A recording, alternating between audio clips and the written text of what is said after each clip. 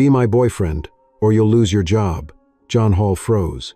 He wasn't sure he'd heard it correctly until he turned and saw Jennifer Hayes, his CEO, gripping his wrist with fingers cold as marble. It was 5:30 on a Friday evening, the kind of hour when Whole Foods felt more like a crowded train station than a grocery store. John had come here only to grab dinner for his daughter, Ava, a box of her favorite thin-crust pepperoni pizza, some apples, a carton of milk. Simple, predictable, just the way he liked life. What he didn't like, what he actively avoided, was trouble. And yet trouble now stood in front of him in the form of Jennifer Hayes, 6 feet of immaculate white coat, sharp cheekbones, and power she wore like armor. She wasn't supposed to be here. She wasn't the type of woman who shopped after work. Someone like her had assistants for that. But there she was, looking up at him with eyes that beneath the steel held fear. "Miss Hayes?" John whispered, trying not to attract attention. A few shoppers had already stopped their carts. The CEO of Hayes Global was not easy to miss. "What are you doing here?" "Not now," she hissed, lowering her voice as she glanced over her shoulder. Her hand tightened on his wrist. "Please, just play along." John followed her gaze and saw him. Richard Hayes, tall, smug, expensively dressed in a navy overcoat that practically screamed corporate arrogance.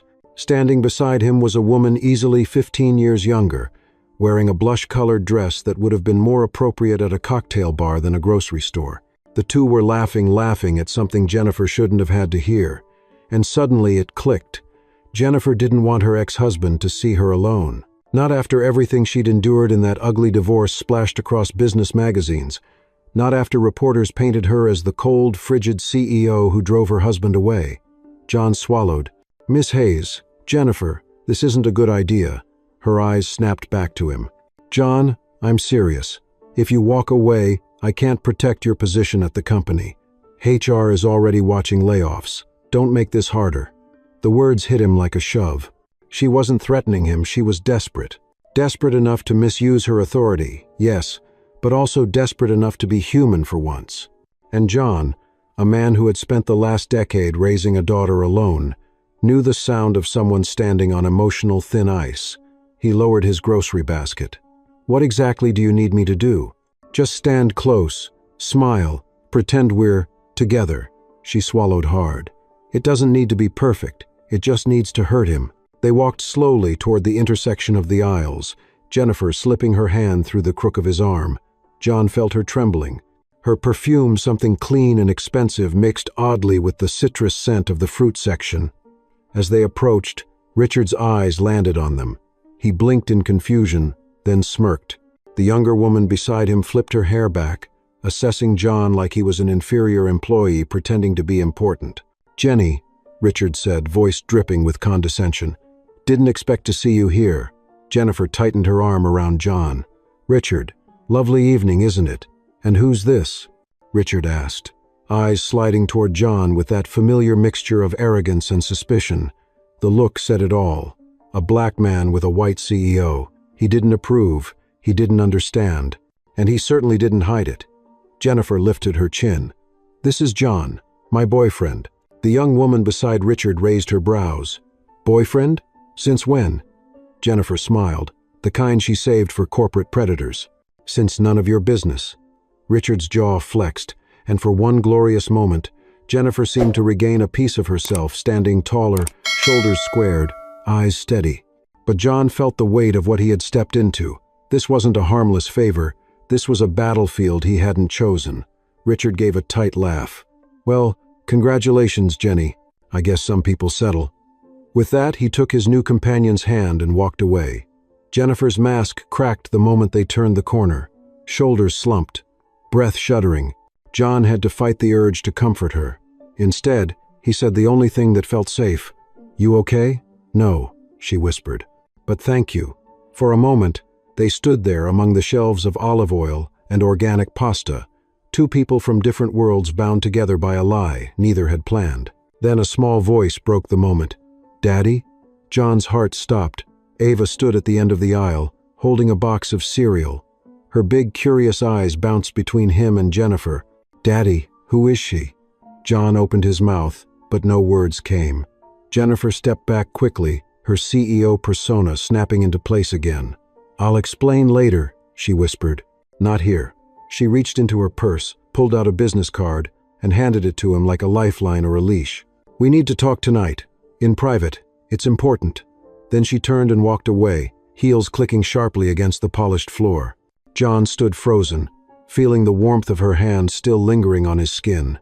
Ava tugged his sleeve. "Daddy, are you in trouble?" He didn't answer, because deep down, he already knew. This wasn't the end of anything. This was the beginning of trouble, of danger, of something he didn't yet have a name for. And somewhere between the silence of aisle 5 and the thudding of his own heartbeat, John realized he had just stepped into a world where lies could cost him everything. He looked down at his daughter. "Come on, sweetheart," he whispered. "Let's go home." But even as they walked toward the checkout line, he could still hear Jennifer's trembling whisper echoing in his mind. "Be my boyfriend, or you'll lose your job." John barely slept that night. Long after he put Ava to bed and rinsed the dinner dishes, he sat alone at the small kitchen table of their 2-bedroom apartment on South Shore Drive, staring at the business card Jennifer Hayes had pressed into his hand. The embossed gold letters glinted under the overhead light. Jennifer Hayes, Chief Executive Officer, Hayes Global, like some kind of warning label. Every time he closed his eyes, the same whisper replayed in his skull. "Be my boyfriend, or you'll lose your job." He thought he understood pressure before late rent, medical copays, the price of Ava's winter boots, but this was different. This was the kind of pressure that squeezed the ribs from the inside. At 9:15, after 30 minutes of pacing, he finally dialed the number. Jennifer answered on the first ring. "John?" Her voice was softer than he remembered, almost hesitant. "Thank you for calling back." "Did I really have a choice?" he muttered before he could stop himself. There was a pause on the other end, not offended, not angry, just tired. "No," she admitted, "you didn't." Another silence. John rubbed his forehead. "What exactly do you want from me?" "Not much," she said, though nothing about her tone sounded casual. "Just pretend to be with me at the company gala next Friday. Richard will be there. So will the board. It needs to look credible." John blinked. "Credible? Miss Hayes, Jennifer, why me? You don't know me." "Because you're safe," she said quietly. "You don't want anything from me." It stunned him, because it was true, and because the honesty in her voice didn't sound like the Jennifer Hayes. He knew the one who commanded boardrooms with spine-straight authority, the one whose photo appeared on Forbes lists with captions like "the woman who never bows." This voice belonged to someone who had knelt one too many times. "Jennifer," he began, but she cut him off gently. "I know it was wrong to pull you into this. I know what I said in the store wasn't fair, but I'm out of time, and I'm out of allies." She exhaled, and he heard something break in that breath. "Just help me through next week. After that, you'll never hear from me again." He didn't answer right away. His eyes drifted to Ava's school photo taped on the fridge, her gap-toothed smile, her hair in 2 neat braids, the pride she carried when she said, "Daddy, you always make everything okay." Could he afford trouble? No. Could he afford unemployment? Even less. But something inside him, the part that hated bullies, the part that saw pain beneath Jennifer's polished exterior, refused to walk away. "We'll talk tomorrow," he finally said. "I'll go into the office. We can figure it out then." "Thank you," she whispered. Not the voice of a CEO, not the voice of a woman in power, the voice of someone who had been dealt one betrayal too many. The call ended. John stared at the silent phone, feeling the weight of the week ahead settle onto his shoulders like wet concrete. The next morning at Hayes Global, the atmosphere felt different. Conversations stopped when he walked by. People glanced at him with subtle curiosity, like he wore a sign on his chest that said, "Important news coming." The building's marble floors echoed with footsteps and muted phone calls. Executives with lanyards hurried past him, clutching coffees and tablets. It was a world he had never belonged to until now, apparently. He found Jennifer in her glass-walled office on the 40th floor. The skyline of Chicago stretched behind her like a wall of steel in winter. She stood with her back to him, arms crossed, staring out at the frozen lake. He cleared his throat. "Jennifer?" She turned. Today she looked composed again, hair smooth, blazer sharp, the CEO mask firmly back in place. Only her eyes betrayed the exhaustion. "John, come in." He stepped inside, feeling out of place among the sleek furniture and minimalist decor. "We need ground rules," she said. "If anyone asks, we met at a charity event in October. We've been seeing each other quietly since then. No labels, just dating. And the gala? You'll escort me. Stay close. Smile. Be attentive but not clingy. People should believe we're comfortable together, not showing off." John raised a brow. "Sounds like you've rehearsed this. When you spend 2 years repairing a reputation your ex-husband tried to burn down," she said with a wry twist of her mouth. "You get good at optics." He didn't laugh. None of this was funny. "Jennifer, what happened yesterday? Is that normal for you?" "No," she said. "But Richard has a talent for making me look weak at the worst possible moments. I couldn't give him that satisfaction again." She hesitated. Not in public. John studied her. The way her shoulders tightened. The way she kept her chin raised, as if lowering it would be surrender. "It mattered that much to you?" he asked. "You have no idea," she murmured. She walked to her desk and handed him a printed schedule. "This covers the gala program. We'll arrive together. There will be cameras. The board will be watching. We need to look aligned." "Aligned?" "Connected," she clarified. "Comfortable. As if we trust each other." John shook his head. "Jennifer, this is a lie. A big one. So is half of corporate America," she replied, voice suddenly icy. "But my lie doesn't hurt anyone. It only protects me from a man who would love nothing more than to watch me fall." Her emotional armor slid back into place so quickly it startled him. For a moment, he saw the Ice Queen. The media loved labeling her as cold, unbreakable, untouchable. But then she looked up, and something in her eyes softened. "I'm asking for your help, John. Not your judgment." That hit him deeper than he expected. "I'm not judging. I'm trying to understand." "Understanding can come later," she said gently. "Right now, I need someone who won't let me face that room alone." The vulnerability in her voice vibrated with something older than pride, humiliation perhaps, or the remnants of a woman who once trusted the wrong person. John rubbed the back of his neck. "I don't know if I can pull this off. I'm just a logistics tech." "You're steady," she said. "Honest. The kind of man people take seriously the moment they meet you. That's what I need." The compliment threw him off balance. He wasn't used to being seen, really seen by anyone outside of his family. He hesitated again, feeling the weight of Ava's future, rent bills, and the fragile respect he held for himself. "Fine," he said finally. "I'll go to the gala. I'll play the role." Relief washed over Jennifer's face for a split second before the mask returned. "Good. Then we start tonight. Practice dinner, 7 o'clock, nothing fancy." John lifted a brow. "You? Nothing fancy?" A ghost of a smile touched her lips. "Even I can eat a burger, John."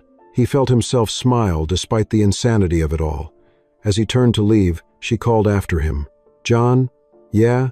Yesterday wasn't about power," she said softly. "It was about fear." He nodded slowly. "I figured." Their eyes held for a moment two people caught in a lie neither wanted. A lie that felt too big, too dangerous, too fragile to touch. "Tonight," she repeated. 7. John stepped out of her office and let the door close behind him, the sound echoing like the start of something he couldn't stop now even if he tried. If you've ever felt torn between doing what's right and doing what's necessary, hit the like button and leave a comment below. Tell me, what would you have done if you were in John's shoes? The winter sun was already dipping behind the skyline when John left work that evening, the air outside haze global sharp enough to sting his lungs. He crossed the plaza with his hands shoved deep into his jacket pockets, replaying every word of his conversation with Jennifer throughout the day. Practice dinner at 7. A public lie that had to look private. A room full of people waiting to judge a black man they barely noticed until now. The weight of it all rode on his shoulders like a silent passenger. Still, as insane as it sounded, part of him felt pulled toward the role toward her. He shook the thought away. 10 minutes later, he reached the parking structure where his old Toyota waited on the 4th level. The concrete floors echoed each footstep, the lights flickering overhead. He turned the corner toward his car, only to see a familiar white Range Rover already parked beside it, engine idling. Jennifer stepped out before he reached her, closing the door quietly behind her. She wasn't wearing her blazer anymore, just a simple charcoal sweater, hair pulled back in a loose knot that made her look more human, less CEO. But her posture remained stiff, as if she were bracing for another hit. "I was just heading home to get ready," John said cautiously. "Is something wrong?" Jennifer hesitated. Not the usual hesitation of someone choosing their words. This was something heavier, a pause to steady herself.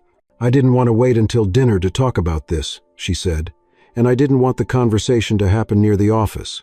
"Okay," he said, unsure where this was going. "Talk about what?" She took a small breath, the kind people take before confessing something they're not proud of. "Last night, I crossed a line." He frowned. "What line?" "The one between authority and fear," she said. "I used your job as leverage. It was wrong." John leaned back slightly, surprised. He hadn't expected an apology, at least not from her. "Jennifer, let me finish." Her voice trembled at the edges. "You need to know I don't threaten people. I don't operate that way. That wasn't who I was before the divorce, and I refuse to let it become who I am now." Her hands curled into fists at her sides, whitened against the cold. "But in that moment, when I saw Richard, something inside me snapped. I couldn't let him see me alone again, not after what he did." John didn't push. He knew there was a story behind her words, something sharp and private. She swallowed hard. "You deserved an apology," she said softly. "So, here it is. I'm sorry." John let the words linger between them. They surprised him not just because she said them, but because she meant them, really meant them. "Thank you," he said finally. "That does mean something." "Good," she whispered, "because I can't walk into that gala alone." He shifted uncomfortably. "Jennifer, I said I'd help. I meant it. But we need to talk about the truth. This whole thing, it's a lie, a big one, and people will figure it out if we're not careful." "I know," she said. "That's why we're preparing." "Preparing for what exactly? Fake smiles? Fake affection?" Her eyes lifted slowly to meet his. "Not affection," she said, "just connection." He stared at her. "Jennifer, those are the same thing." "No," she said, stepping closer, the cold air swirling between them. "Affection is emotional. Connection is practical. We need the latter. The former is unnecessary." John wasn't sure he believed her. There was something in her voice, fragile, almost cracked, that made it sound like she didn't fully believe herself either. "And what happens after the gala?" he asked. "After the board sees us together?" "Nothing," she said quickly. "We end the arrangement. You go back to your life. I go back to mine." "Like flipping a switch?" She nodded, but her eyes betrayed a flicker of doubt. "You know life doesn't work like that," he murmured. "You can't pretend for days without consequences." Her jaw tightened. "I've spent years pretending. I know the costs." And suddenly, without warning, she looked like a woman standing at the edge of something, fear, shame, or a memory she refused to let surface. John softened his tone. "Jennifer, what exactly did Richard do to you?" She blinked, stunned by the question. Then she gave a faint, humorless smile. "What every charming man does when he finds a woman who threatens his ego," she said. "He punished me for it." John felt heat rise in his chest, not anger at her, but anger for her. She sensed it, because she took a quiet step back. "Look," she said more gently, "I know I'm asking too much of you, but I'm asking because I have no one else. Not one person in my life I can trust enough to stand beside me in public." Which was the tragedy of Jennifer Hayes, admired by thousands, trusted by none. "So," she breathed, "will you help me, John? Not because you're trapped, not because I slipped yesterday, but because you understand what it's like to carry something alone." His throat tightened. She wasn't wrong. He lived alone, raised a daughter alone, navigated the judgment of being a single black father alone. They were two different worlds with the same loneliness stitched under the surface. "Yeah," he said finally, "I'll help you." A breath escaped her, quiet but full of relief. She nodded. "Thank you. But," John added, "we need rules, something that doesn't cross into weird territory." Her lips twitched, half amused, half grateful. "Agreed. You tell me your boundaries. I'll follow them." "First rule," he said, "no surprises." "Except today," she said, gesturing to the parking lot. "Today was an apology, not a surprise." "Fair enough," he conceded. "Second rule, Ava comes first, always." "Of course." Her answer was immediate. "I would never interfere with your daughter." "And third," he hesitated, "no lies we can't undo later." Her eyes lingered on his, searching. "I can live with that." A horn honked in the distance, snapping both of them back to reality. She pulled her coat tighter. "I'll see you tonight at 7. There's a small diner on Addison. Quiet place. Good burgers. That work for you?" "Yeah," he said. "It works." She paused before opening her car door. "John, this means more to me than you know." And in the fading winter light, with the wind tugging at her hair and her voice low as a confession, she looked less like a CEO and more like someone who'd been fighting twice as hard for half as much. He watched her drive away, the taillights disappearing into the concrete maze. As he climbed into his own car, he felt the first quiet ripple of something he couldn't name yet, something dangerous, something human, something already too deep to back out of. Jennifer Hayes didn't just ask for a favor tonight, she pulled him into a storm she'd been weathering alone for far too long. And John, despite his better judgment, had just taken his first step straight into the center of it. John drove home from the parking structure with the heater blasting and the windows threatening to fog.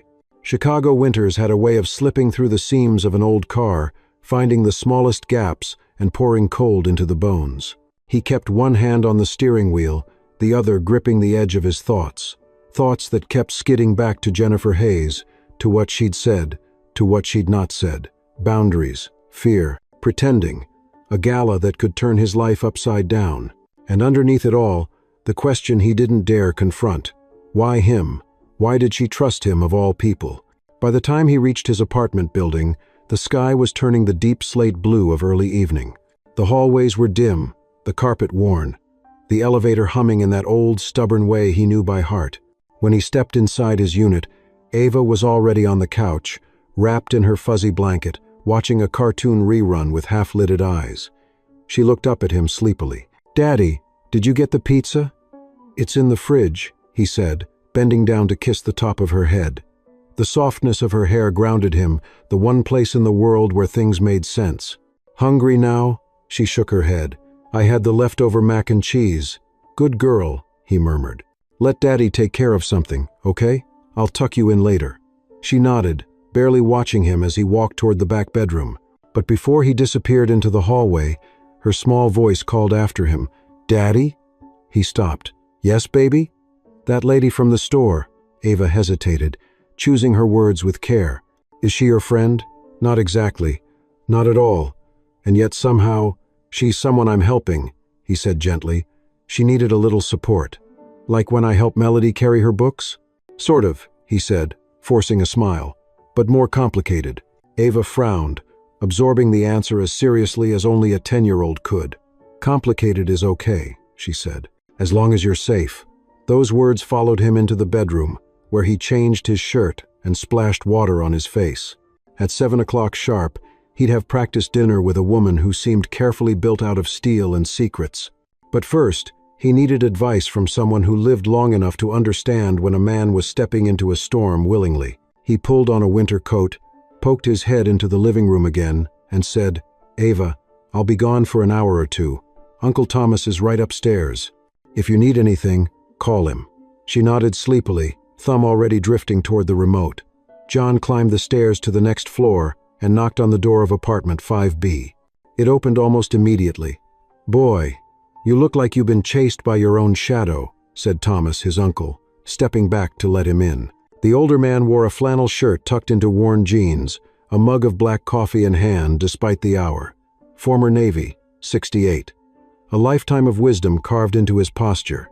"Something on your mind?" "You could say that," John muttered. Thomas gestured toward the armchair across from his. "Sit, start talking. John, Saturday." For a moment, words didn't come. Then he exhaled. "I think I'm getting dragged into something bigger than me." "Bigger like trouble," Thomas murmured, "or bigger like responsibility?" "Both." John rubbed his hands together. "It's Jennifer Hayes." Thomas raised an eyebrow. "The CEO. You having job trouble?" "No, actually, the opposite. She wants me to pretend to be her boyfriend at the company gala." Thomas froze mid-sip. "Say that again?" John repeated it, slowly, clearly. Thomas leaned back in his chair, eyebrows high, mouth set in a line halfway between disbelief and laughter. "Lord have mercy," he whispered. "Women these days either ask for the moon or the whole planet." "Uncle, I'm listening, he said, holding up a hand. "Start from the beginning." John told him everything from the whisper in aisle 5 to the apology in the parking structure. When he finished, the apartment fell silent except for the hum of the heater. Thomas studied him with the wary eyes of a man who'd lived long enough to read danger between syllables. "And why'd you say yes?" he finally asked. "Because she's in trouble," John said. "Because Richard, her ex-husband, still has power over her. Because she asked me for help like she didn't have anyone else." Thomas nodded slowly. "And because you felt something." John stiffened. "It's not like that, isn't it?" Thomas gave him a long, knowing look. "You wouldn't be here if it wasn't. You're careful with people. You don't step into flames unless your heart's got a piece in it." John stared at the floor. "Uncle, I can't afford to lose focus. I have Ava. I have rent. I have responsibilities." "Exactly," Thomas said. "Which means the question isn't whether your heart wants to help her. The question is whether your conscience does." "What's the difference?" Thomas leaned forward, elbows on his knees. "Your heart pulls you in. Your conscience decides if you can live with the consequences." John breathed out, shoulders slumping. "I don't want Ava to think I'm getting involved in something messy." "She won't," Thomas said. "Kids don't get scared when you walk through storms. They get scared when you hide from them." John swallowed. That sentence hit him deeper than he expected. "You think I should go through with it?" "I think," Thomas said carefully, "you should help that woman if you believe she's worth helping. Not as a boyfriend, as a man with integrity." He pointed a finger at John. "But you set limits, boy. Real ones. Because when people are desperate, they'll pull you underwater with them without meaning to." John nodded. The advice was exactly what he expected and what he needed. "Thanks," he said softly. "I guess I knew the answer before I came here." "Most people do," Thomas said with a smile. "They just need someone old and tired to say it out loud." John stood. As he reached for the door, his uncle called after him, "John?" He turned. "Yes? If you're going to stand beside that woman in public, don't you dare look like you're ashamed of it." The words hit him with more force than he wanted to admit. "I won't," he said quietly. By the time John left the apartment building, the sky was nearly black. Streetlights flickered on along the sidewalk, casting long, pale shadows across patches of old snow. The cold didn't bite as sharply now. Something warmer, the clarity of choice, held him steady. He climbed into his car, turned the key in the ignition, and checked the clock. 6:42 p.m. Enough time to drive to Addison. Enough time to decide what kind of man he would be tonight. A man hiding from complexity. Or a man willing to walk, eyes open, into a storm alongside someone who'd been weathering her own alone. He turned onto the road. The city lights stretched before him like a path he was meant to follow, and for the first time since Whole Foods, he didn't feel trapped. He felt resolute. Tonight, he would meet Jennifer Hayes, not as her employee, not as her fake boyfriend, but as someone she could rely on carefully, deliberately, with rules they both understood. A man not afraid to stand beside her, even in the shadows, even in the lie, even in whatever truth might eventually rise from it. The diner sign glowed ahead, and John kept driving. The neon sign outside the Addison Street diner flickered in the cold wind as John pulled into the parking lot. The place wasn't fancy, just a narrow brick building with fogged-up windows and a steady stream of locals who valued warmth over presentation. He paused with the engine running, gripping the steering wheel as a knot formed in his stomach. He wasn't nervous about the food or the conversation. He was nervous about the shift whatever this dinner would set in motion. When he finally stepped out of the car, the cold slapped his cheeks, waking him up. Inside, the diner smelled of grilled onions, fresh coffee, and the faint tang of metal from the old counter stools. A waitress with silver hair nodded at him. "Sit anywhere you like, Honorable." He spotted Jennifer immediately. She sat in a back booth away from the windows, her coat folded beside her, a glass of ice water untouched in front of her. Without the high heels, without her armor-like blazers, she looked smaller, but still composed, always composed. Her eyes lifted when she saw him, and something like relief flickered across her face before she smoothed it away.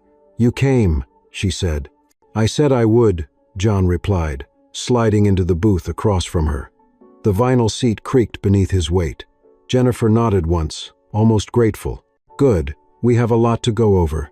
Before they could start, a waitress approached. She wore a Christmas pin even though December had passed, and she gave them a warm, assessing smile, the kind that made people in their 40s and 50s feel seen instead of dismissed. "What can I get you two tonight?" "Coffee," John said. "Black." "Hot tea," Jennifer added. "Chamomile if you have it." The waitress jotted it down and left.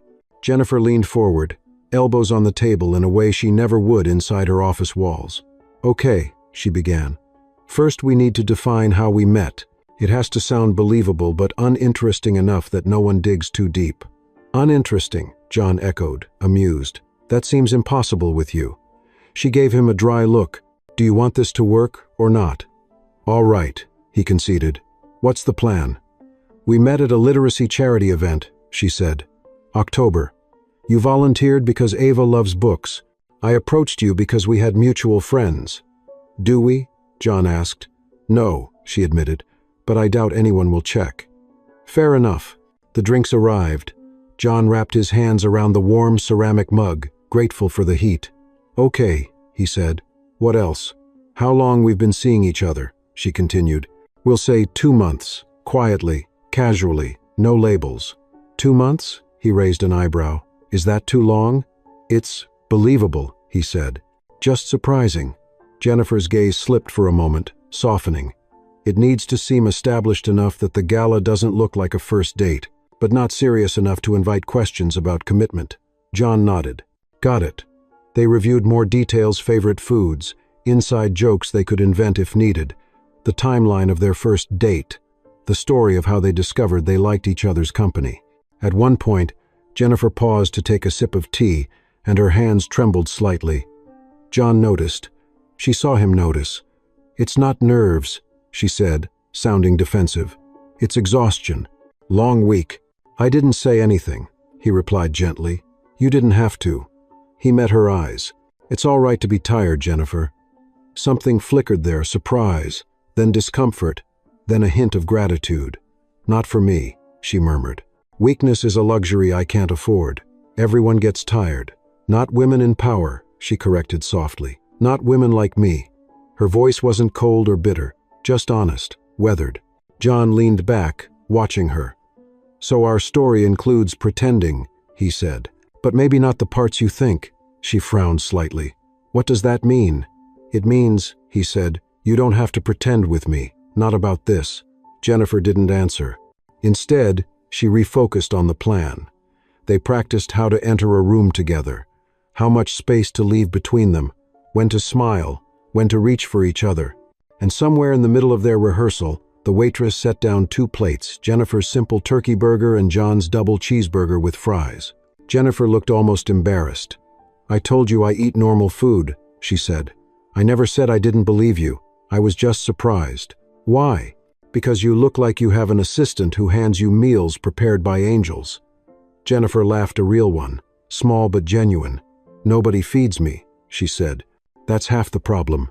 They ate in silence for a few minutes.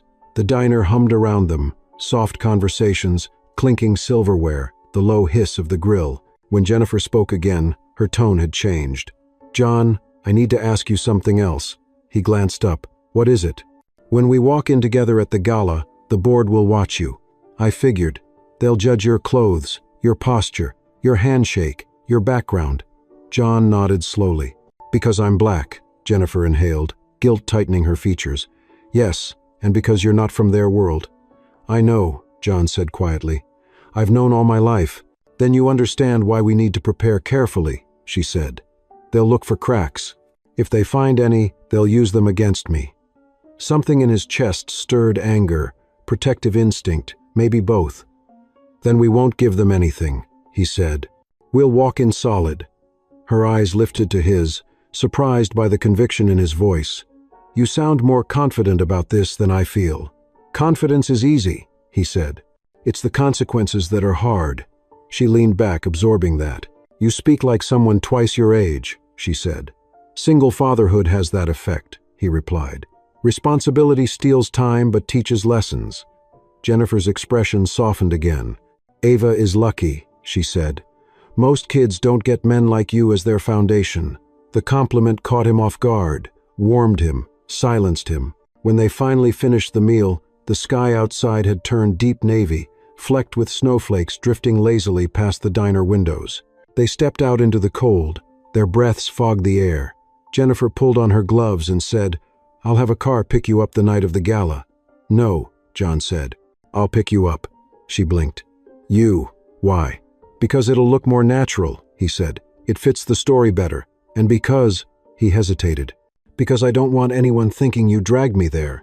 Her lips parted slightly, not quite a smile, not quite shock, something softer. Something that said she wasn't used to anyone thinking of how she might appear, only how she must perform. "All right," she said quietly. "You'll pick me up." They stood there for a moment in the cold, neither willing to move. Jennifer finally broke the stillness. "John, thank you for tonight, really. Get used to it," he said gently. "We have a week of practice ahead."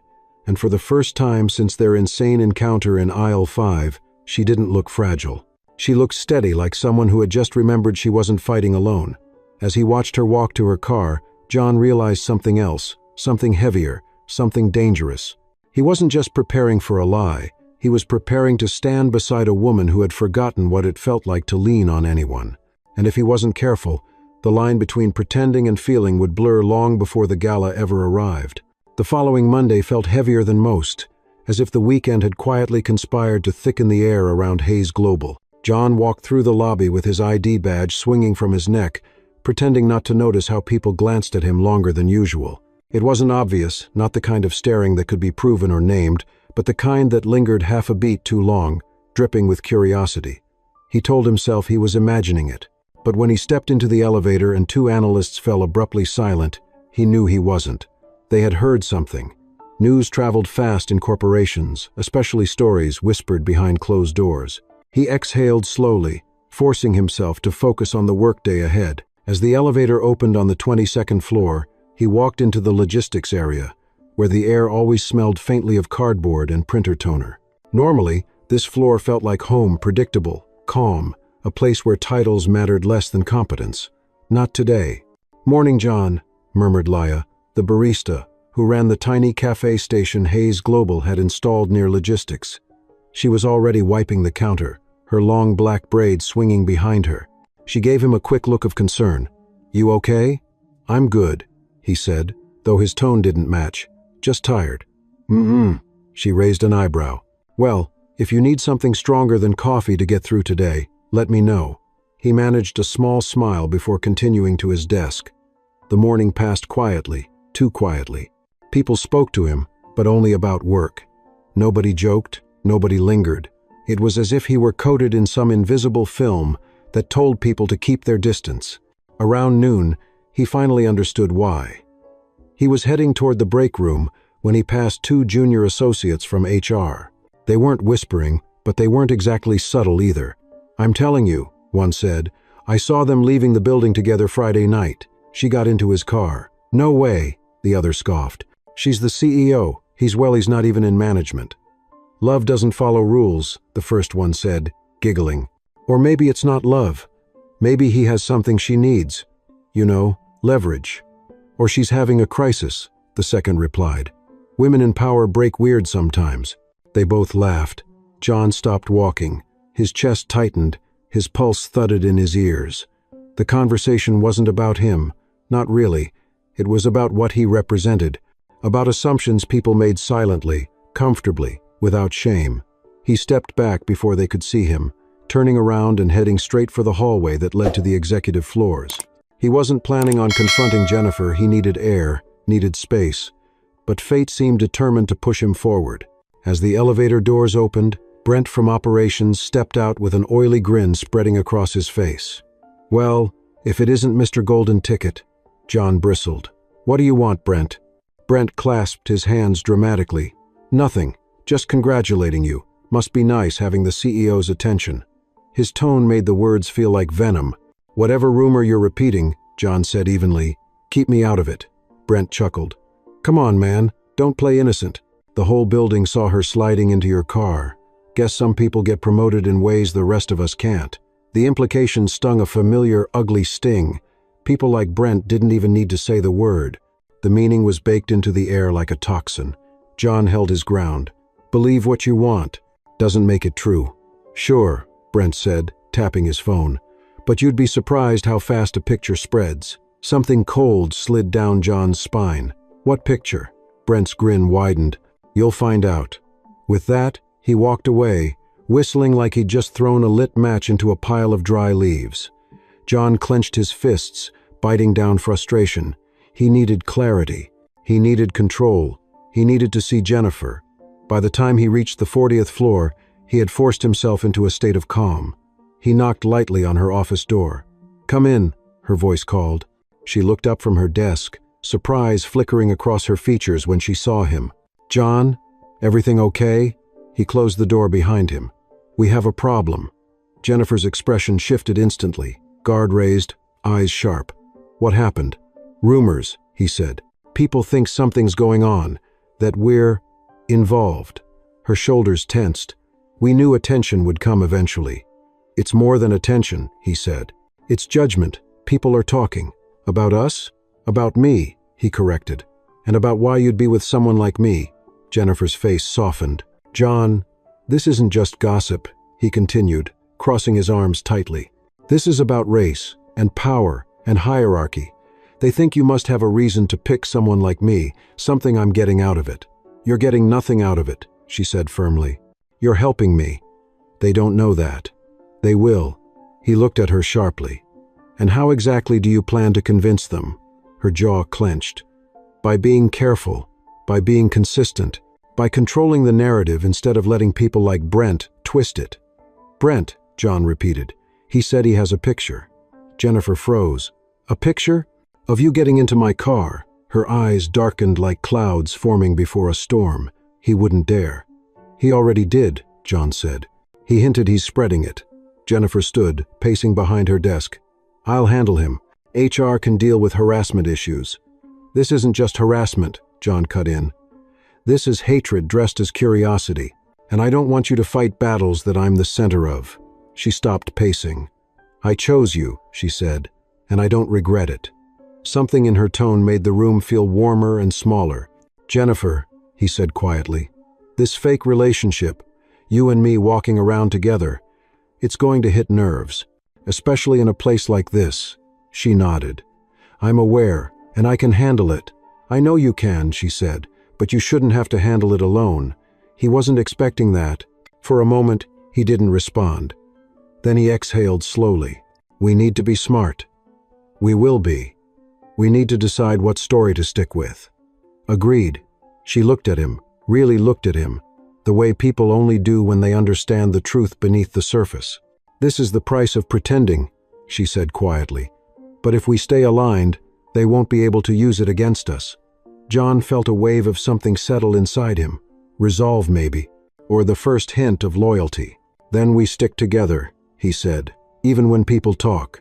She nodded, the faintest trace of a smile touching her lips. "Especially then." And as he stood in that glass office, the skyline of Chicago glowing behind her, John realized the truth she hadn't spoken yet. Pretending with her was already starting to feel dangerously real. The night of the gala arrived wrapped in the kind of cold that crept through wool coats and settled against the skin. Chicago glimmered under layers of snow-dusted streetlights, and the Hilton's towering entrance gleamed with gold-tinted glass and warm light spilling onto the circular driveway. Inside, orchestral jazz drifted through the lobby, soft enough to soothe nerves but elegant enough to remind everyone they were standing in the presence of wealth, power, and silent political wars. John sat behind the wheel of his freshly washed Toyota, watching the valet attendants jog briskly between luxury vehicles, sleek black sedans, polished SUVs, European models that cost more than his yearly salary. He felt the weight of his old car's engine vibrating beneath him, steady but humble, entirely out of place. He checked his watch. 6:59 p.m. He inhaled deeply. "Here goes nothing," he muttered, then stepped out into the cold. His suit was tailored compliments of Jennifer, who insisted quietly but firmly that looking the part matters if we want credibility. He had fought her on it for 30 minutes before giving in. Now, wearing it, he understood. The fabric was smooth, heavier than what he could afford, and it fit him with the crisp precision of a man who wasn't meant to be overlooked. Still, the moment he stepped inside Jennifer's building to pick her up earlier, he'd struggled to believe he belonged in her world. And then she'd appeared. Jennifer descended the stairs of her downtown condominium like she'd stepped out of an old Hollywood reel, elegant but human, confident but quiet. Her gown was navy satin that caught the light like water, the neckline modest but graceful. No diamonds, no flashy accessories, just small pearl earrings and the soft shimmer of someone who didn't need to demand attention. She drew it naturally. When she reached him, John felt something in his chest loosen. "You look," he began, but the word disappeared. She smiled gently, acknowledging the unspoken.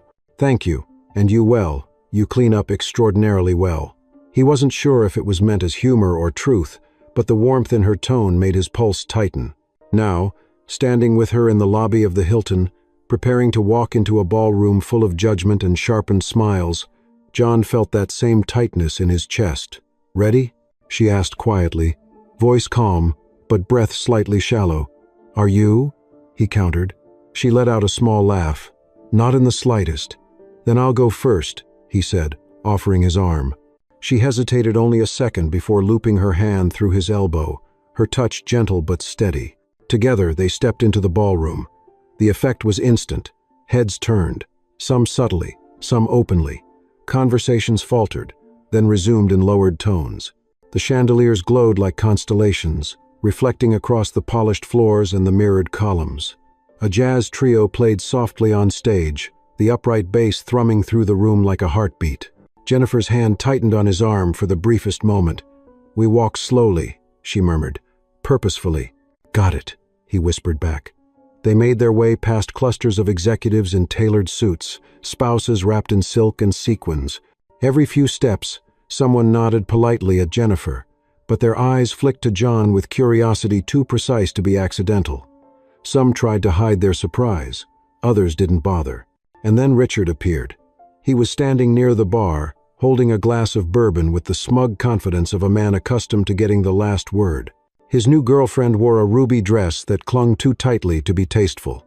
When his gaze landed on Jennifer, his eyebrows rose, amused, until he saw John. The amusement faded. Richard straightened, adjusted his collar. The glass in his hand paused midair. "Well, well," he said, stepping toward them, voice dripping with mock pleasantness. "Jennifer, you look impressive tonight." "Richard," she replied coolly. "Enjoying the evening?" "I was," he said, "until I realized you brought company." He shifted his eyes deliberately to John. "And you are?" John held out his hand with calm confidence. "John Hall." Richard shook his hand too tightly, too long. "And what do you do, Mr. Hall?" "Logistics," John replied evenly. "Hayes Global." Richard smirked. "Oh, so you work under Jennifer." John didn't blink. "Tonight I'm here with her." A few people within earshot turned as if someone had adjusted the lighting. Jennifer's posture straightened just a hair, but enough that John felt it through their joined arms. Richard's smile thinned.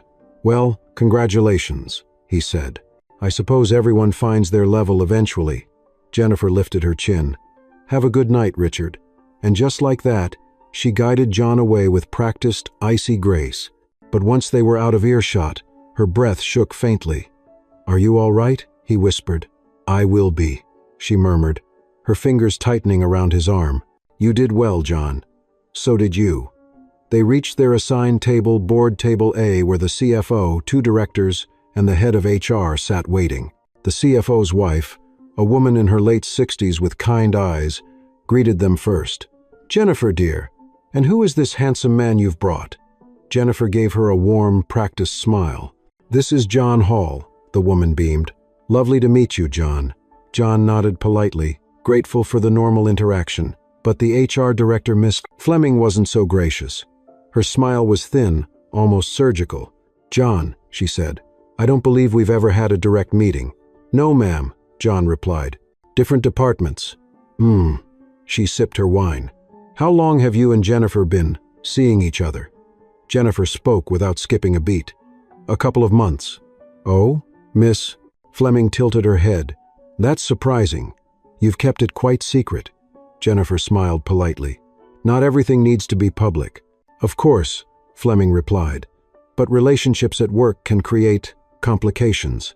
Optics can easily be misinterpreted." John held her gaze evenly. only if people choose to misinterpret them. A subtle tension settled across the table, not uncomfortable, just enough to signal that John was not a man easily cornered. The dinner progressed in waves, small talk, speeches, polite applause, but the moment that changed the evening happened near the end. The band began a slow number. Jennifer stiffened slightly when couples started drifting to the dance floor. John leaned closer. "We can sit this out," he offered. "No pressure." But she shook her head. "We should go. It will look odd if we don't." "All right," he said softly. "Then come on." He stood and extended his hand. She took it, and for a brief moment, he felt the slightest tremor in her fingers. The dance floor glowed under amber lights, the music soft and warm. John placed one hand gently on Jennifer's waist. Careful, respectful, she rested her hand lightly on his shoulder. They moved slowly, the rhythm guiding them, everything around them blurring into soft shapes and muted colors. And then something changed, something unspoken but undeniable. Jennifer exhaled, the kind of breath a person releases only when they finally stop bracing for impact. Her body relaxed against his. Her forehead nearly touched his chin. "You're steady," she whispered. "Always steady." "Someone has to be," he replied quietly.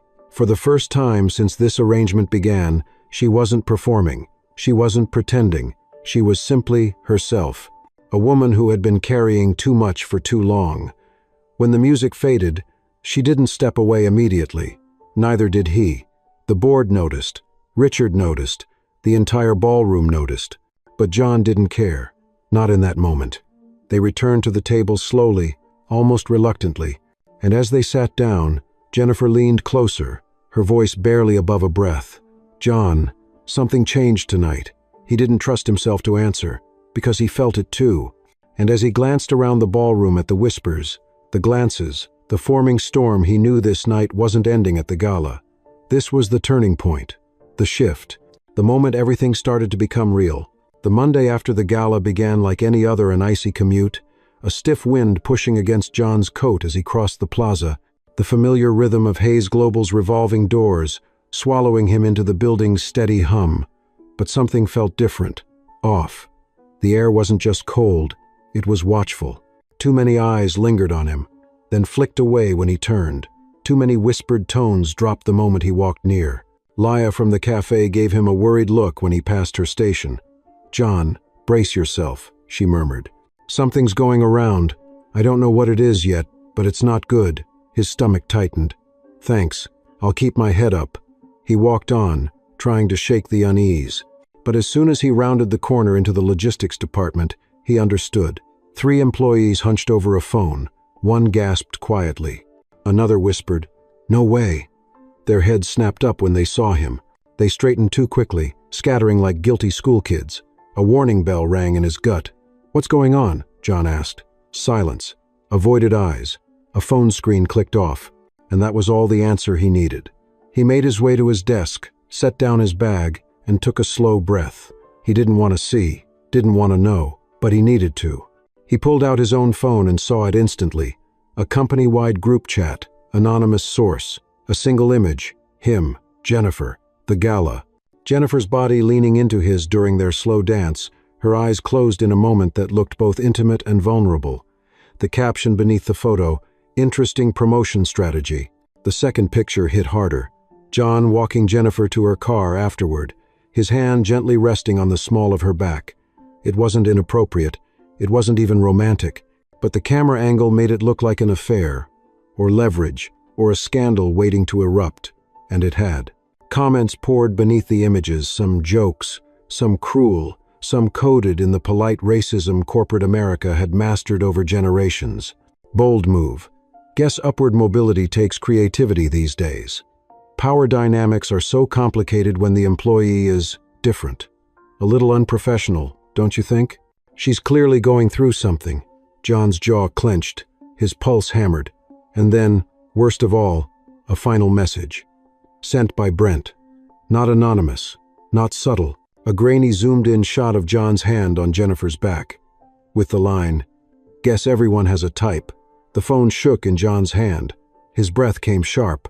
He locked the screen and forced himself to stand. He needed answers. He needed control. He needed to see Jennifer right now. But when he reached her floor, security blocked his path. Miss Hayes asked that she not be disturbed by anyone, the guard said firmly, especially staff from other departments. I need 5 minutes, John insisted. Sorry, she was very clear. He stepped back, trying to keep anger from spilling over. If she wasn't behind this, she was already trying to contain it, and he couldn't blame her for guarding her office. He returned downstairs, only to find Brent leaning casually against the water cooler, smirking like the devil who believed the world applauded his fire. Rough morning, Hall? John approached slowly, voice low and contained. You posted those photos. Brent shrugged. Maybe, maybe not. Hard to tell these days. The internet moves fast. You're playing with fire, John said, and you're playing with a CEO, Brent snapped. Don't pretend you're innocent. We all know what this is. You know nothing, John said, stepping closer. Brent didn't flinch, he leaned in. I know enough to see the truth. She pities you, and you're milking it. Something deep inside John snapped, but he didn't punch him. He wanted to. Oh, he wanted to. But instead, he said quietly, you're not just wrong. You're afraid. Afraid she might actually want someone who doesn't look like you. Brent's face darkened. Watch your mouth. I could say the same, John replied before walking away. Moments later, his phone buzzed. HR office. Mandatory meeting, 10 minutes. The walk down the hallway felt like a march toward judgment, and in that moment, he understood exactly what tonight's gala had cost him. When he stepped inside the HR office, Miss Fleming was already waiting. Her expression was that polished mixture of politeness and danger that HR directors perfected over the years. John, she said calmly, please sit. Saturday. Her hands folded. As you are aware, some images surfaced this morning involving you and Miss Hayes. I am aware, he said evenly. Those images are being interpreted as evidence of an inappropriate relationship between an executive and a subordinate. This presents concerns regarding workplace ethics, power imbalance, and potential coercion. The word hit him like a slap. Coercion? You think she's coercing me? I'm saying, Fleming replied, that the optics reflect very poorly on Miss Hayes and could be construed as exploitative. Exploitative, John echoed. She didn't do anything wrong. Then you understand why we need to investigate. Investigate. The walls in the room felt closer now. Effective immediately, Fleming continued. You are suspended with pay while we review the matter. The words slammed into him like a blunt force. Suspended? It's standard procedure in cases involving allegations of impropriety, whether formal or implied. There are no allegations, he said, fighting to stay composed. Only assumptions. Assumptions carry weight when the CEO's judgment is in question. He stared at her. She didn't blink. I suggest you remain available, she said. We may need clarity from you. When he finally left the room, his legs felt stiff, his chest heavy. His world, his routine, his security had fractured in a single morning. He reached the lobby before stopping, gripping the railing with one hand, breathing hard. His phone buzzed again, a message from an unknown number. Please don't speak to anyone. Let me handle this. Jennifer.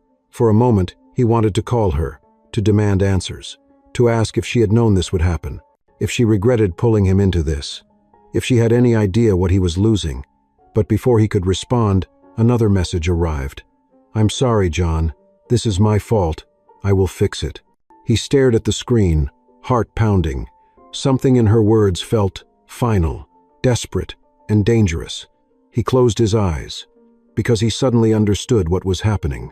The board was turning on her. HR was circling. The scandal wasn't just his to carry. It was hers. And she was going to make a choice that would change everything, a choice that would hurt them both. And she was doing it alone. The hours after John's suspension unfolded like a slow-motion disaster, each minute heavy with a dread he couldn't shake. He left Hayes Global through the side exit. He didn't want to see anyone. Didn't want to breathe the recycled air of the building that had just pushed him out. Snow drifted sideways as the wind sliced across the plaza, biting at his cheeks. He walked quickly, pulling his coat tighter, desperate to get to his car before his thoughts devoured him. Suspended. No timeline. No clarity, no warning. He reached the driver's seat and sat for several long minutes, hands frozen around the steering wheel. All weekend he had practiced lines for the gala. At the gala, he'd stood beside Jennifer like he belonged there, and for the first time, it had felt true. Now he couldn't even walk into his workplace without whispers swallowing him whole. His phone buzzed again. A third message from Jennifer. "Don't panic. I'm in a meeting with the board. I will handle this." Instead of reassurance, the words churned his gut.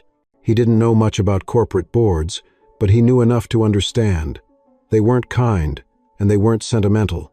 And when Jennifer said she would handle it, she meant alone. John leaned back, staring at the roof of his car. "Jennifer, what are you doing?" he murmured. He couldn't go home yet, not like this, not with his mind tangled and raw. So he drove aimlessly, the city passing in blurs of gray and steel until he found himself parked along Lake Michigan. The lake was a sheet of cold glass, waves slapping softly against the rocks. He watched them, letting the rhythm steady him. He remembered something Uncle Thomas once said. A man isn't measured by the storms he walks into, but how he walks when the lightning starts hitting his feet. John wasn't sure which storm he was in anymore, or who the lightning was aiming for. Hours passed, still no response from Jennifer. The silence built pressure inside him until it felt like the car itself was shrinking. He checked the time, almost 5 p.m. She had been in meetings all day. He finally started the engine and drove toward her building downtown, knowing full well he had no right to show up without permission. But his instincts wouldn't let him sit still. Not while she took every bullet meant for him. He parked on the street near her condominium and stepped into the freezing air. The doorman recognized him from the gala night and gave a polite nod. "Good evening, Mr. Hall. Is Miss Hayes home yet?" "She came in about 15 minutes ago," the doorman said softly, as if reading the tension in John's face. She didn't look well. John felt a knot form in his chest. "Thank you." He took the elevator up, listening to the cables whirring above him like a heartbeat. When he reached her floor, he hesitated only a moment before knocking. The door opened seconds later. Jennifer stood there, no makeup, hair pulled into a loose, uneven twist, eyes red from exhaustion. She looked nothing like the woman who had commanded ballrooms and boardrooms. She looked undone. "John," she breathed. He stepped inside without waiting to be invited. "What happened?" She shut the door quietly and leaned back against it, her shoulders slumping as if she'd spent the entire day holding them rigid. "They want you gone," she whispered. "Not because of anything you did, because of what it looks like, because of how it reflects on me." "Jennifer." "No," she said quickly, pushing off the door and walking past him toward the living room. "I need you to understand how fast they moved today. Faster than I've ever seen them move." John followed her. Her condo, usually elegant and neat, felt dimmer tonight. The blinds were drawn. A half-finished glass of wine sat on the table. Papers were scattered across the counter, reports, printouts, emails, evidence of a war she had fought alone. "The board said the photos make me look compromised," she said bitterly. "They're worried investors will question my judgment. They're worried I'll look emotional, irrational, weak." She laughed humorlessly. "And of course, none of them will ever admit what they're really thinking."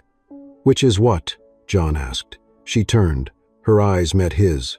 That a white female CEO shouldn't be seen wrapped in the arms of a black subordinate on the dance floor. The truth hung in the air, heavy and sour. John swallowed hard. "They can't fire you over a picture." "No," she said. "But they can make my life impossible, and they can bury your career before it begins." She walked to the window and looked out at the city lights, her reflection trembling in the glass. "They gave me an ultimatum." John's heart kicked. "What kind?" She turned, and her voice was quiet but steady. "Either I sever ties with you publicly and agree to a formal reprimand, or they will terminate you permanently and review my position as CEO for instability of leadership optics." Rage surged inside him, hot, immediate, uncontrollable. "That's blackmail." "It's the board," she corrected softly. "They call it protecting the company." "And what did you tell them?" he demanded. Jennifer looked at him with eyes far too calm. "Nothing. Not until I had time to think." "Think?" John stepped toward her. "Jennifer, my job, my daughter, my life is in the balance. What exactly do you need time to think about?"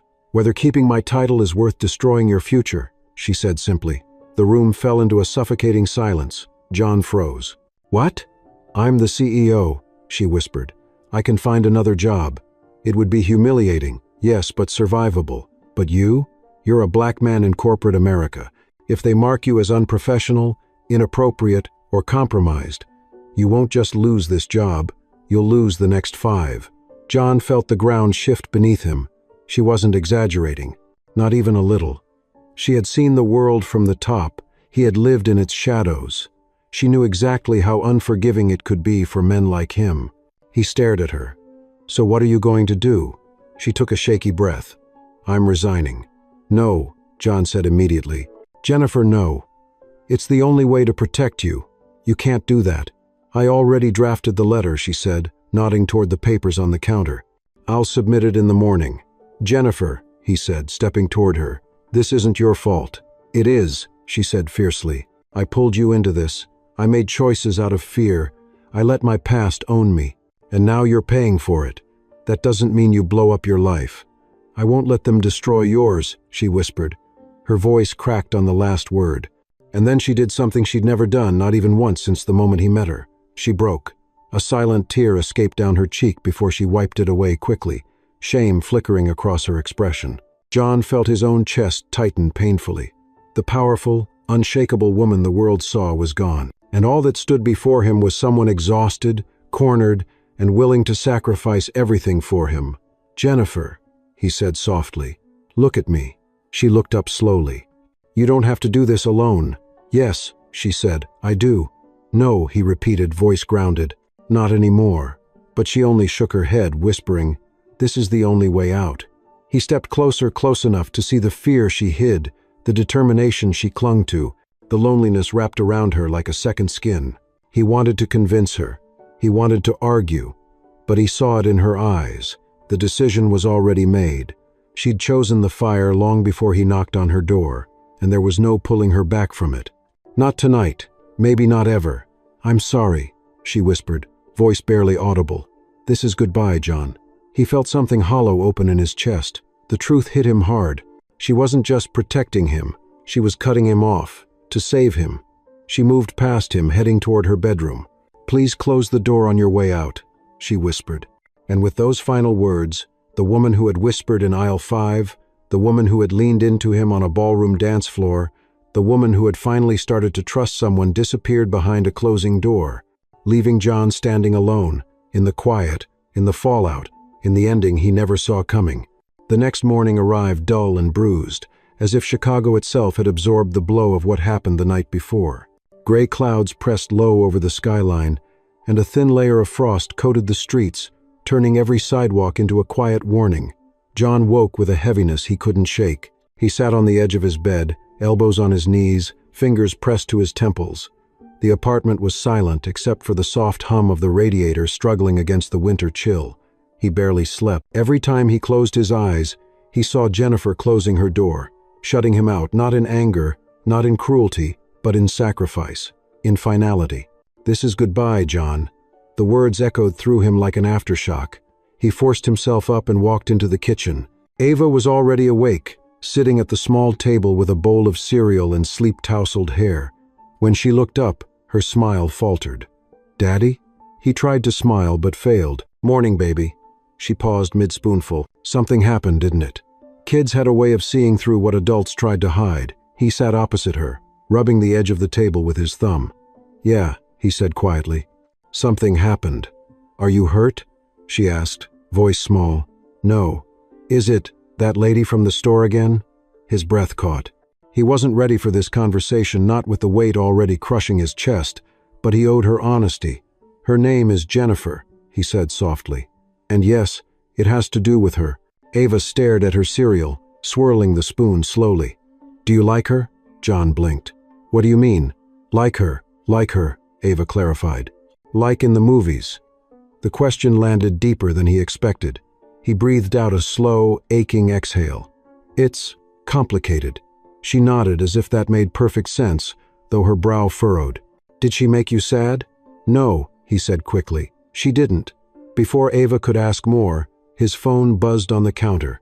He checked it instinctively, then closed his eyes when he saw the message. A headline, sent by an unknown number, probably one of the dozens of employees who thought forwarding fuel for gossip was harmless.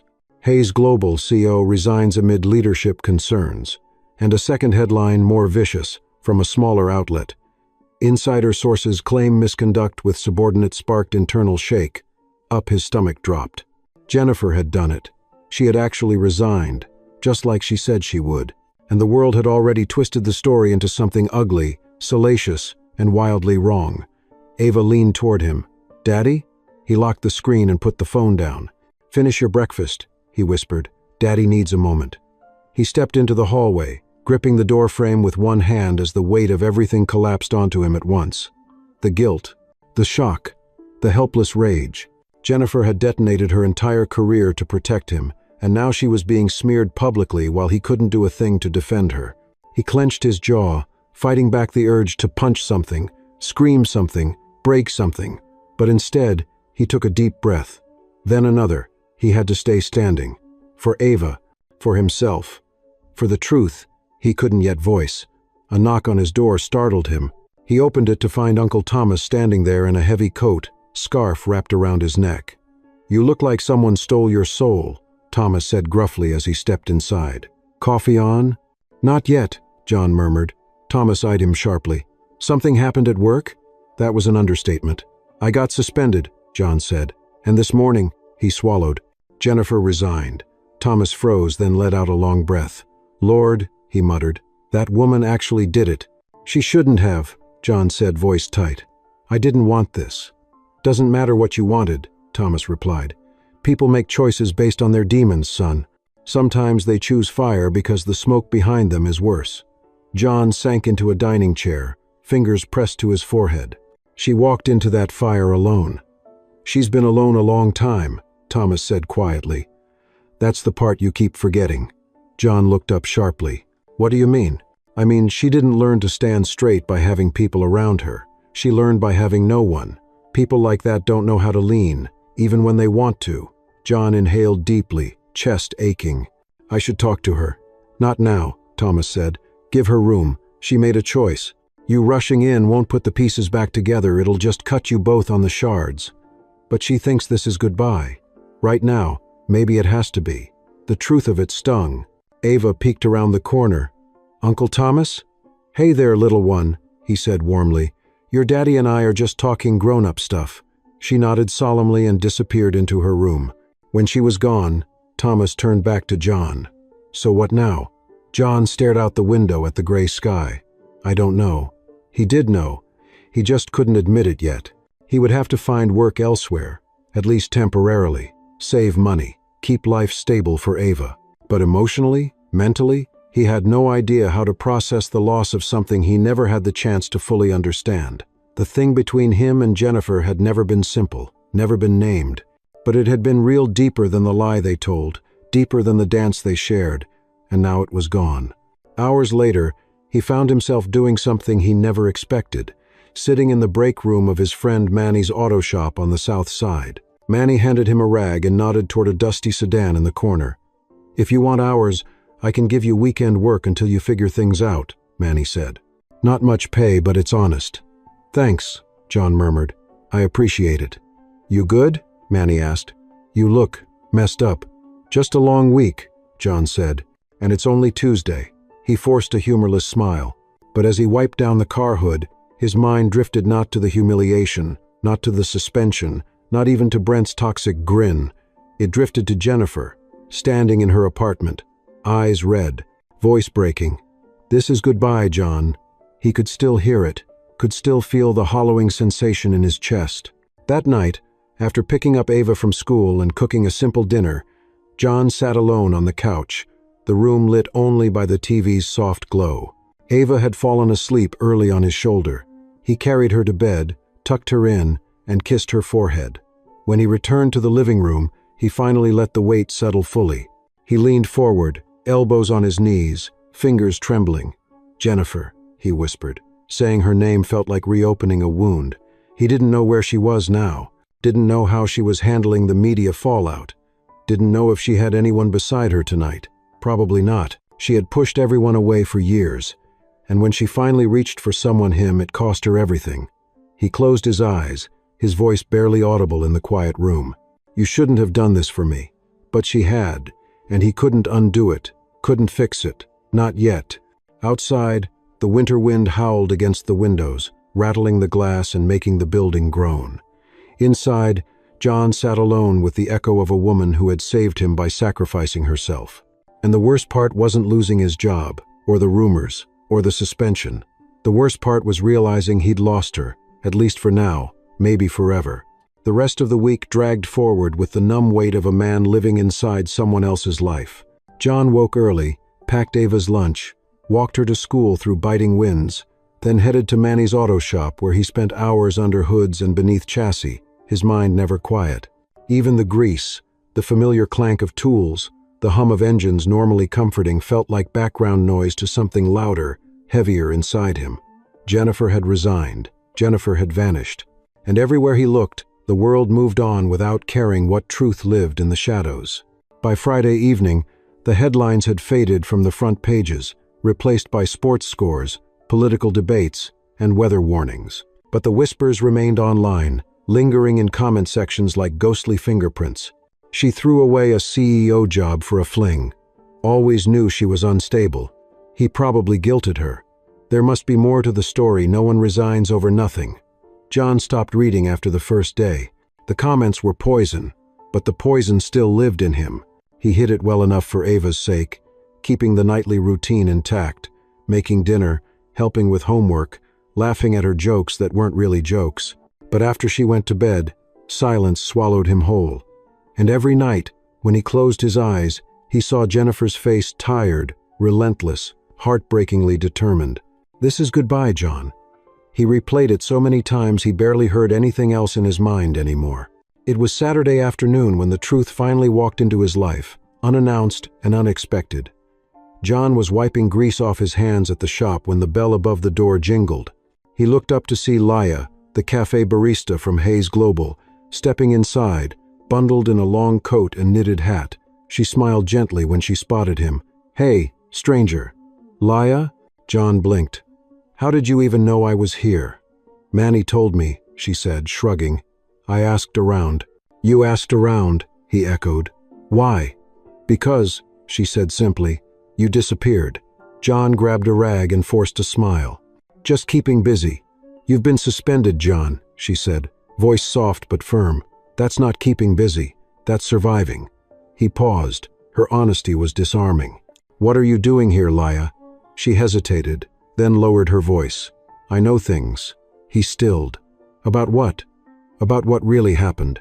The world around him seemed to slow, the sounds of the shop fading into a distant drone. "Tell me," he said quietly. She stepped closer. "Not here." They walked to the back lot, where the air was sharp with winter and motor oil. John crossed his arms to stay warm. "Start talking." Laya took a breath. "I wasn't supposed to see anything. I wasn't even on the 40th floor last week. But I was delivering a catered order for a private board meeting, and the door wasn't fully shut." John frowned. "A board meeting? The one about you and Jennifer?" His pulse tightened. "What did you hear?" "Enough," she said.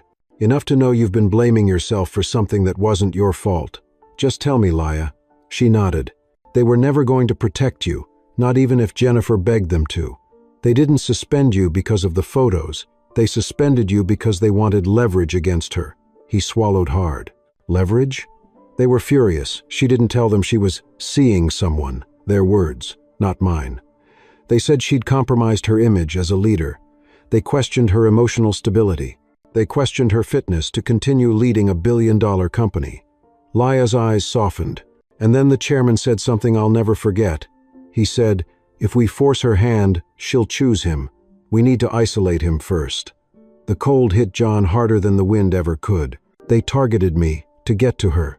"Yes," she whispered. "They wanted to corner her, and you were the easiest way." John pressed a palm to his forehead. Rage, shame, grief, understanding.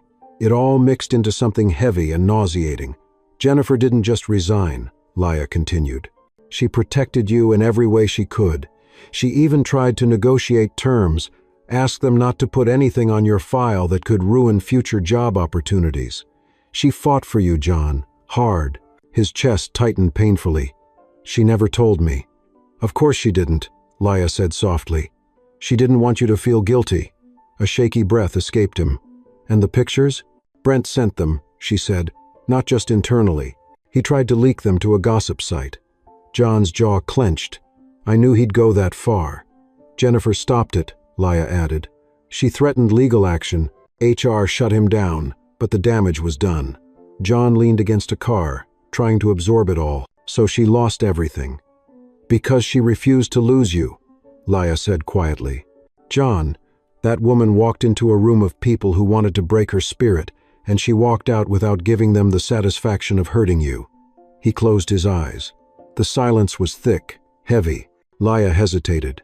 I think she cared for you more than you realized. It doesn't matter now, John whispered. She's gone. No, Laya said gently. She left the company, not the world. He looked up at her. Do you know where she went? No, she said. But I know she didn't leave because she wanted distance. She left because she thought staying would destroy you. John stared at the snowdrifts gathering at the edges of the lot. I need to fix this. Maybe start, Laya said softly, by understanding why she fought so hard for you. He didn't know what to say. She placed a hand on his shoulder. Justice comes late, John, she murmured.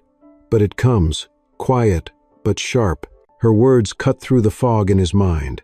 Justice, sharp, quiet, like Jennifer's sacrifice, like her resignation letter, like the way she walked away from him to protect him.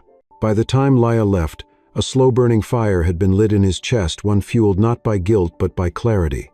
He had thought losing Jennifer was the end of the story. But now he knew the truth. She didn't walk away. She pushed him back into the light while she stepped into the dark. And if he didn't go after her, if he didn't bring the truth into the open, then her sacrifice would stay silent forever.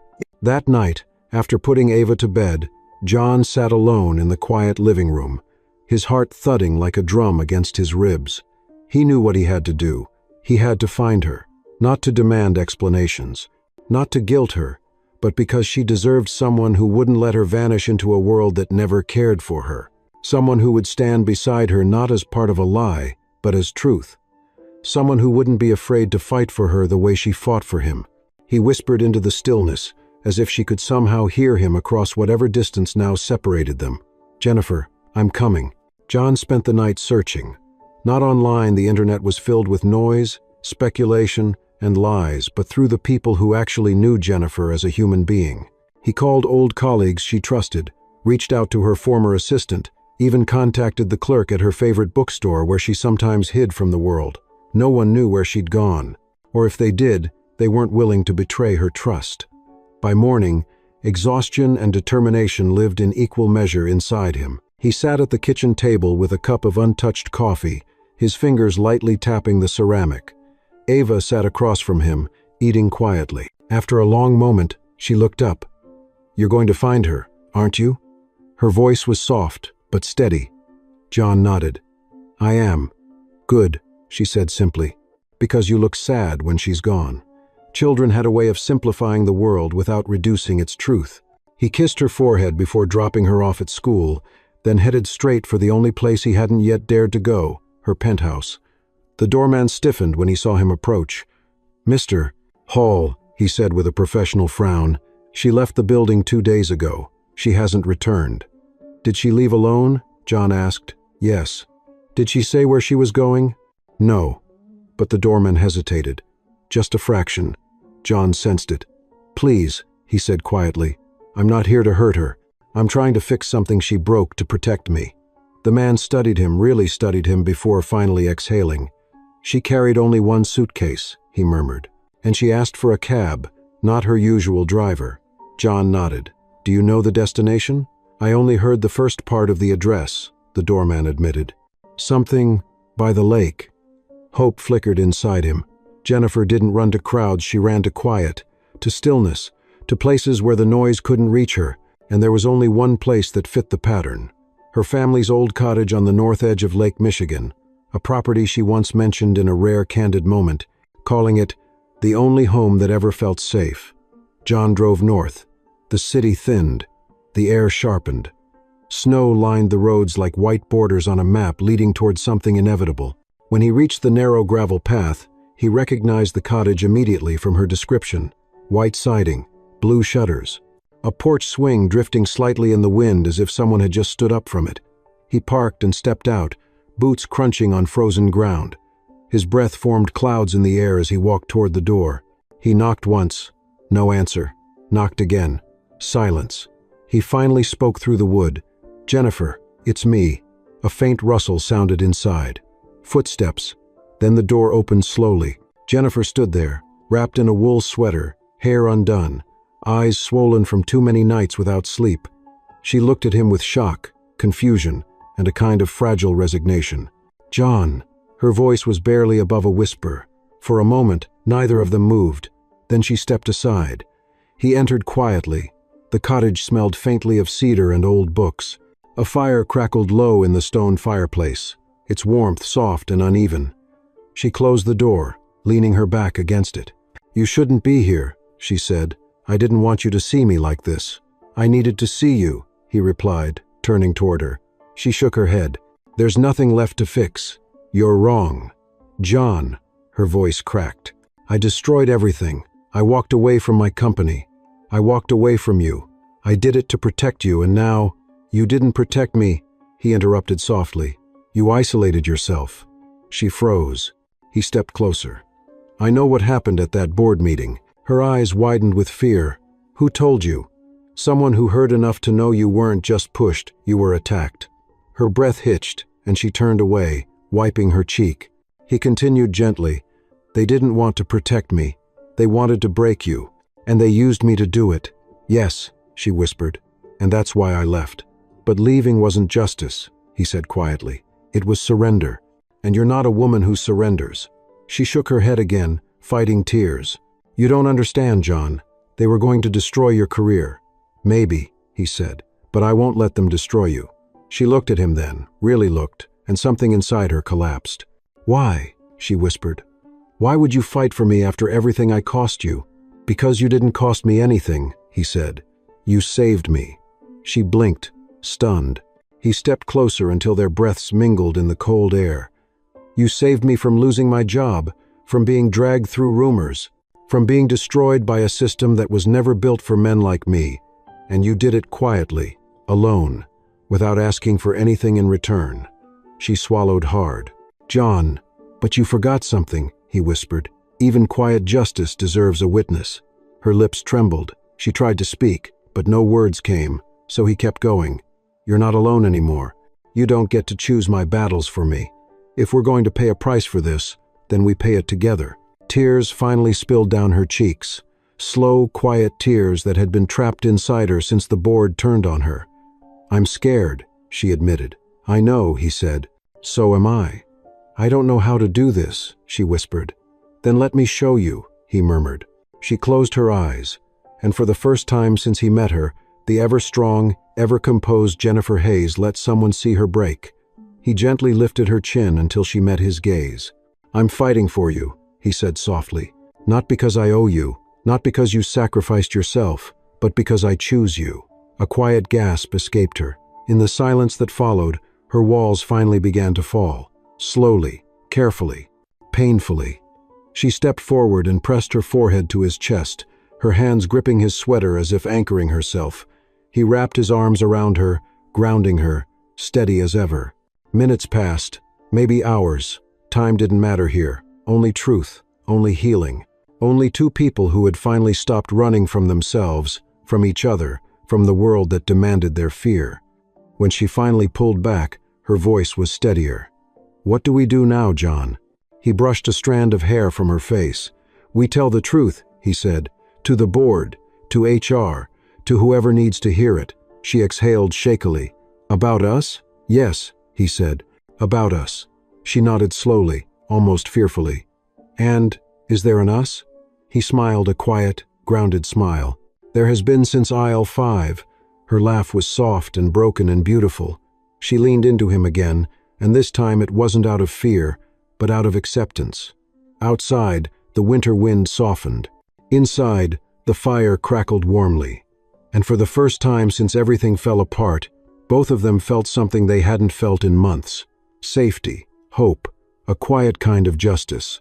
And as they stood together in that tiny lake cottage, Wrapped in the fragile truth of what they'd become, John whispered against her hair, "We'll face the world tomorrow. Tonight, just stay." And she did. In the end, John and Jennifer's story reminds us that silence can be its own kind of injustice. Sometimes the world forces people to choose between protecting themselves and protecting the ones they care about. But true strength, real courage, shows itself when we stop running, stand beside each other, and face the truth together. Because doing what's right isn't always easy, but it is always the only path that leads us home.